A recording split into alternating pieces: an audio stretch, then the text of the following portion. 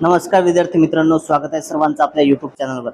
मित्रांनो, आजच्या या व्हिडिओमध्ये आपण शिक्षक पात्रता परीक्षा 2026 म्हणजेच टीईटी 2026 तर या परीक्षेकरता विद्यार्थी मित्रो सामाजिक शास्त्र या विषयावरती आतापर्यंत टीईटी परीक्षेमध्ये जे काही प्रश्न विचारण्यात आले होते असे प्रश्न आजच्या या व्हिडिओमध्ये आपण घेणार आहोत। बघा विद्यार्थी मित्रो, पेपर 1 आणि पेपर 2 साठी आजचा हा व्हिडिओ अत्यंत महत्त्वपूर्ण ठरणार आहे, त्यामुळे सर्वांनी हा व्हिडिओ अगदी शेवटपर्यंत बघायचा आहे।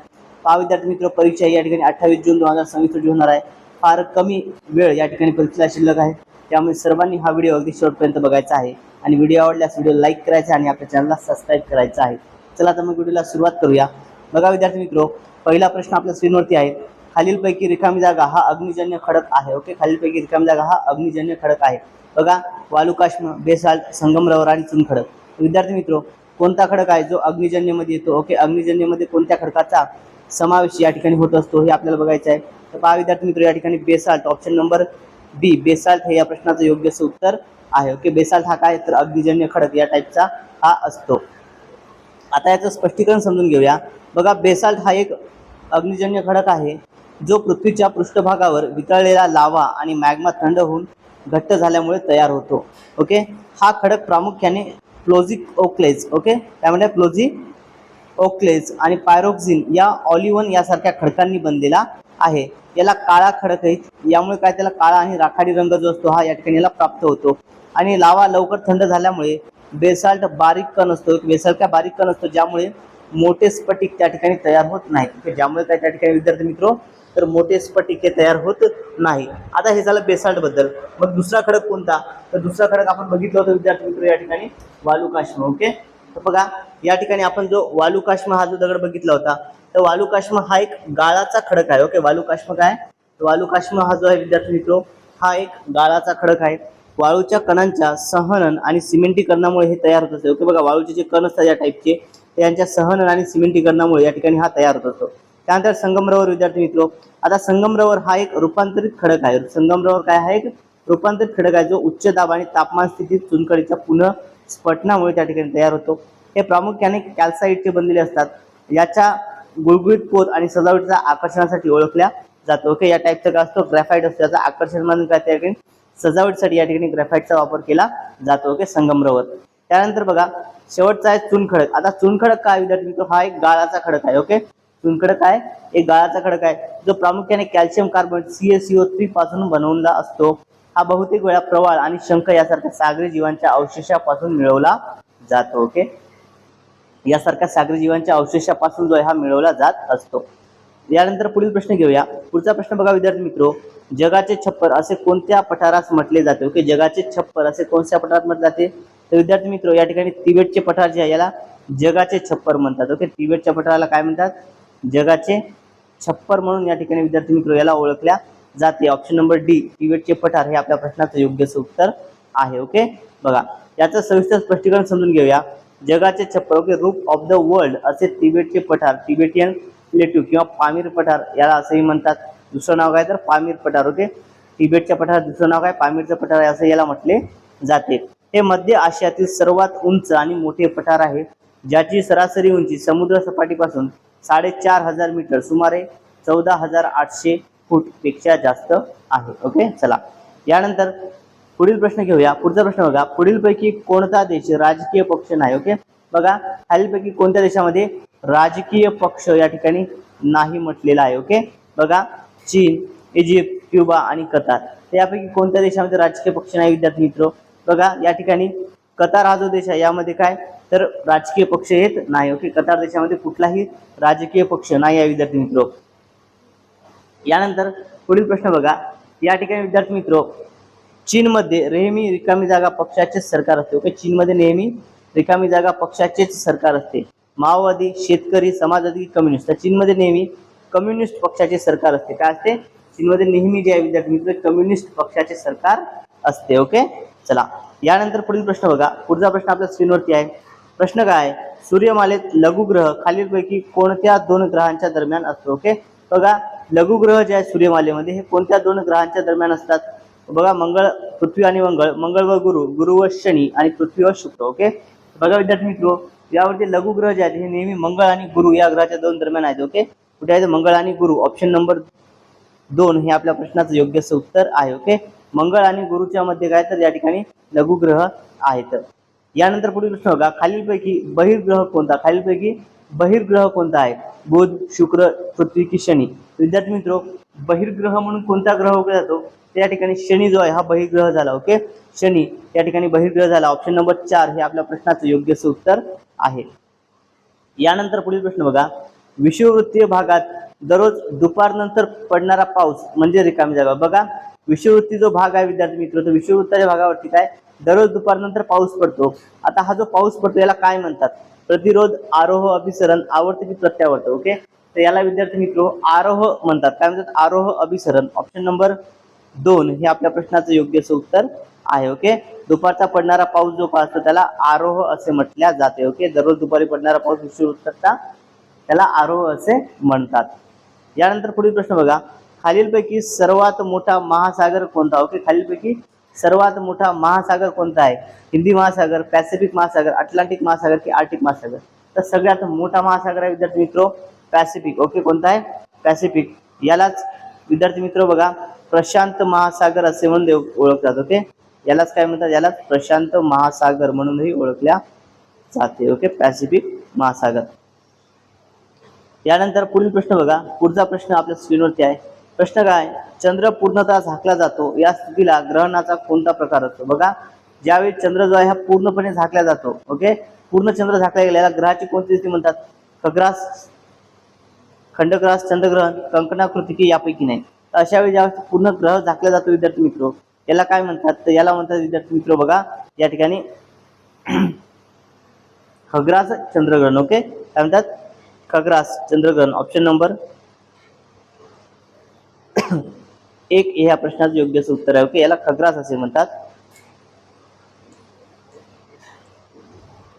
यानंतर पुढील प्रश्न बघा, जमिनीच्या आत घुसलेल्या सागराच्या निमुळता होत जाणाऱ्या भागास काय म्हणतात? ओके, जमिनीच्या आत घुसलेला जो सागराचा निमुळता भाग आहे त्याला काय म्हणतात? उपसागर, समुद्रधुनी, आखात की खाडी? विद्यार्थी मित्र याला आखात असे म्हणतात. ऑप्शन नंबर 3 आपल्या प्रश्नाचं योग्य असं उत्तर आहे. ओके, जमिनीच्या आतमध्ये हा भाग घुसलेला असतो याला काय म्हणतात? याला आखात म्हणून ओळखल्या जाते. ओके, आखात. यानंतर पुढील प्रश्न बघा, किनाऱ्यालगत असलेल्या समुद्रात बुडालेला सर्वात उथळ भाग. ओके, किनाऱ्यालगत असलेल्या समुद्रामध्ये बुडालेला सर्वात उथळ भाग काय म्हणतात याला? खंडांतर उतार, भूखंड मंच, सागरी मैदान की सागरी डोह? त्याला भूखंड मंच असे म्हणतात. ऑप्शन नंबर 2 भूखंड मंच हे आपल्या प्रश्नाचं योग्य असं उत्तर आहे. ओके, बघा, यानंतर पुढील प्रश्न, जगातील सर्वात खोल गर्ता कोणती आहे? जगातील सर्वात खोल गर्ता ॲश्युलियन, ओके, ॲल्युशियन बघा, कुरिल, पोर्टारिको आणि मरियाना. तर जगातील सर्वात खोल गर्ता म्हटल्या विद्यार्थी मित्र तर ती आहे मरियाना. कोणती आहे? मरियाना. ऑप्शन नंबर 4 हे आपल्या प्रश्नाचं योग्य असं उत्तर आहे. ओके, मरियाना गर्ता ही जगातील सर्वात खोल अशी गर्ता आहे. यानंतर पुढील प्रश्न बघा विद्यार्थी मित्र, जगातील सर्वात मोठे वाळवंट व सर्वात जास्त लांबीची नाईल नदी असलेला खंड कोणता आहे? बघा, जगातील सगळ्यात मोठं वाळवंट आणि सगळ्यात जास्त लांबीची नाईल नदी असणारा खंड कोणता आहे? ऑस्ट्रेलिया, आफ्रिका, उत्तर अमेरिका की दक्षिण अमेरिका? त्या ठिकाणी विद्यार्थी मित्र कोणता खंड आहे तो? तर तो आहे आफ्रिका खंड. ऑप्शन नंबर 2 हे या प्रश्नाचं योग्य उत्तर आहे. ओके, जगामध्ये एकूण किती विद्यार्थी मित्र? 7 खंड आहेत. एकूण किती आहेत? 7 खंड. यामध्ये उत्तर अमेरिका, दक्षिण अमेरिका, अंटार्क्टिका, ऑस्ट्रेलिया, आफ्रिका, आशिया आणि युरोप असे एकूण 7 खंड त्या ठिकाणी आहेत. ओके, चला यानंतर पुढील प्रश्न बघा. पुढचा प्रश्न आहे, रिकामी जागा हे चित्रपट निर्मितीचे केंद्र आहे. ओके, चित्रपट निर्मितीचं केंद्र खालीलपैकी कोणती आहे? न्यूयॉर्क, वॉशिंग्टन, हॉलिवूड आणि सॅन फ्रान्सिस्को? विद्यार्थी मित्र चित्रपट निर्मितीचं केंद्र म्हटलं तर ते आहे हॉलिवूड. ऑप्शन नंबर 3 हे आपल्या प्रश्नाचं योग्य असं उत्तर आहे.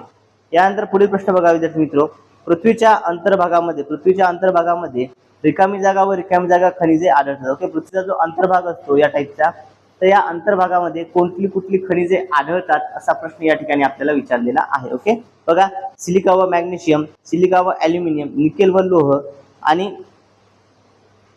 लोह आणि मॅग्नेशियम. ओके, तर विद्यार्थी मित्र या ठिकाणी कोणते खनिजे आढळतात? तर या ठिकाणी बघा पृथ्वीच्या अंतर्भागामध्ये विद्यार्थी मित्र निकेल आणि लोह. ऑप्शन नंबर 3 हे आपल्या प्रश्नाचं योग्य उत्तर आहे. ओके, कोणकोणती खनिजे आढळतात?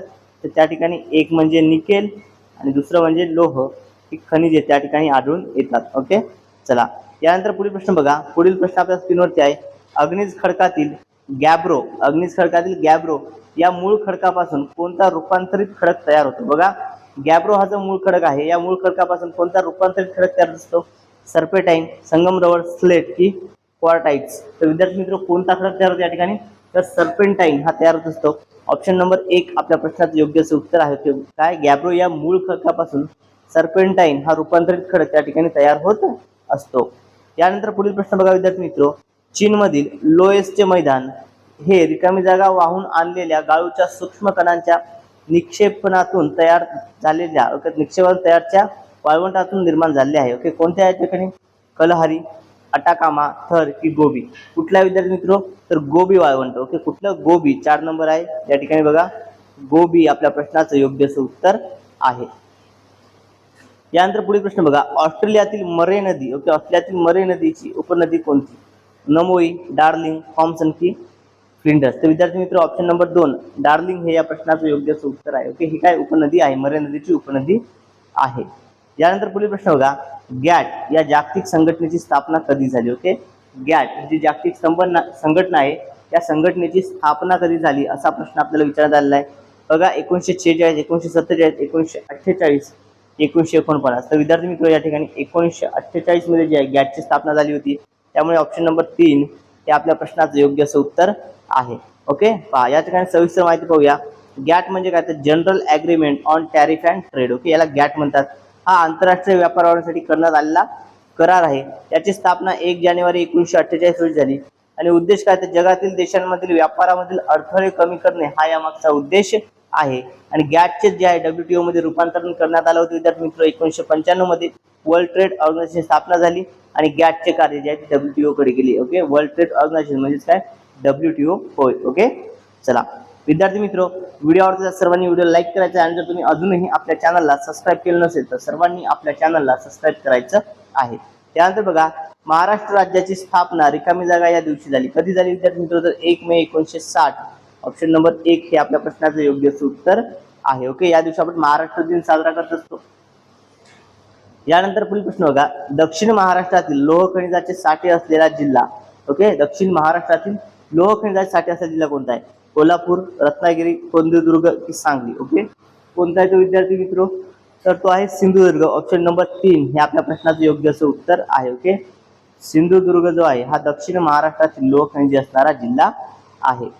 यानंतर पुढील प्रश्न घेऊया. पुढचा प्रश्न बघा विद्यार्थी मित्र, काय? बौद्धिक क्षमतेवर आधारलेल्या विशेषीकरण सेवा व्यवसायांना रिकामी जागा कोणता व्यवसाय म्हणतात? ओके, विशेषीकरण सेवा व्यवसाय जे आहे यांना कोणता व्यवसाय म्हणून ओळखल्या जाते? प्राथमिक, द्वितीयक, तृतीयक की चतुर्थ? ओके, बघा, बौद्धिक क्षमतेवर म्हटलेलं आहे. आता विद्यार्थी मित्र, बौद्धिक क्षमता या ठिकाणी काय की कुठला व्यवसाय म्हणून हे चतुर्थक मध्ये येतात. Okay, option number 4. ओके, यामध्ये बौद्धिक क्षमता असतात. बौद्धिक क्षमता यामध्ये येतात. ओके, बघा या ठिकाणी विद्यार्थी मित्र, प्राथमिक मध्ये काय? शेती येतं, शेतीपासून मिळणारे उत्पादन. ओके, त्यावरती जो प्रयोग होता द्वितीयक मध्ये येतात. यानंतर पुढील प्रश्न बघा, कमीत कमी जमिनीच्या क्षेत्रात जास्तीत जास्त उत्पादन काढणाऱ्या शेती प्रकारास रिकामी जागा म्हणतात. ओके, बघा, कमीत कमी जमिनीच्या क्षेत्रामध्ये जास्तीत जास्त उत्पादन काढण्याच्या शेतीचा जो प्रकार आहे त्याला काय म्हणतात?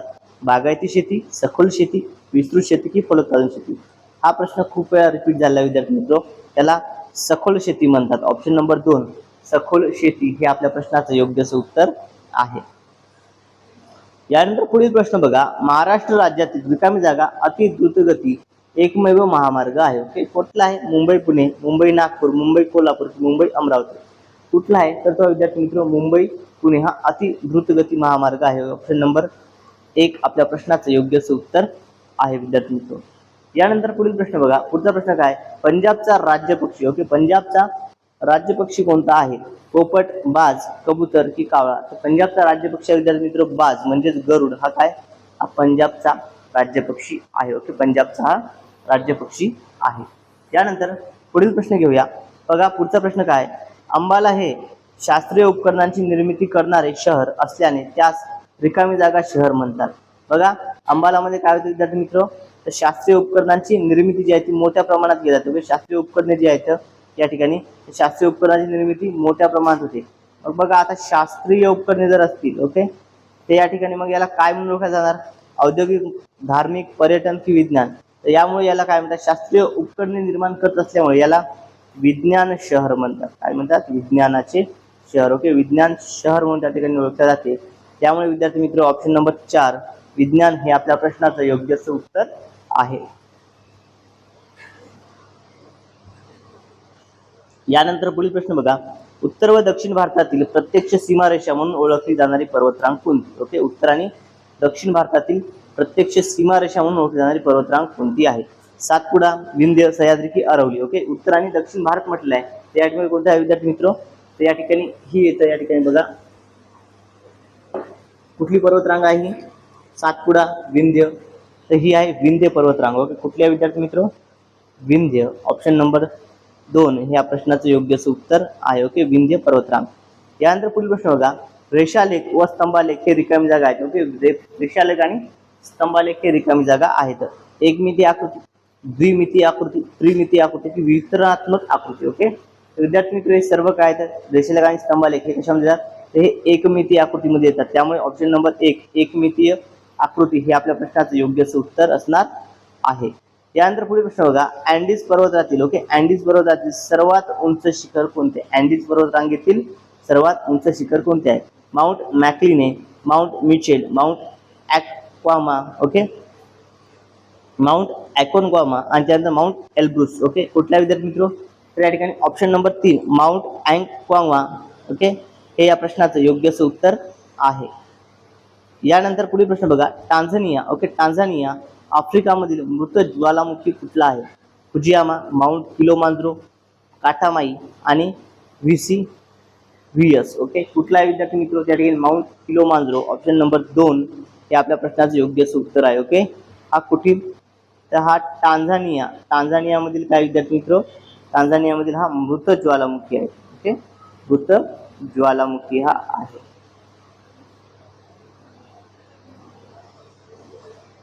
यानंतर पुढील प्रश्न पहा,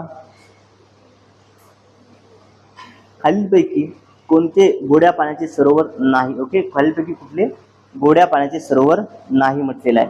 मान, उलर, दाल आणि सांबर. तर कुठलं आहे जे गोड्या पाण्याचं नाही विद्यार्थी मित्र? तर ते आहे या ठिकाणी सांबर सरोवर. ऑप्शन नंबर 4 हे या प्रश्नाचं योग्य उत्तर आहे. ओके, हे काय? तर सांबर सरोवर हे खाऱ्या पाण्याचे सरोवर आहे. सांबर सरोवर काय? हे खाऱ्या पाण्याचे सरोवर आहे. ओके, चला यानंतर बघा विद्यार्थी मित्र, तुम्ही जर अजूनही आपल्या चॅनलला सबस्क्राईब केलं असेल तर सर्वांनी आपल्या चॅनलला सबस्क्राईब करायचं आहे. साईडला जे बेल आयकॉन आहे याला प्रेस करायचं आहे, म्हणजे टीईटी संदर्भात येणाऱ्या प्रत्येक व्हिडिओची अपडेट मिळत आहे. आणि जर तुम्हाला ही पीडीएफ हवी असेल तर ही पीडीएफ मिळवण्याकरता आपलं टेलिग्राम चॅनल तुम्ही जॉईन करायचं आहे, ज्याची लिंक या व्हिडिओच्या डिस्क्रिप्शन बॉक्समध्ये देण्यात आलेली आहे. ओके, चला मित्रांनो, आजच्या या व्हिडिओमध्ये एवढंच. भेटूया तर पुढच्या व्हिडिओमध्ये. Thank you so much.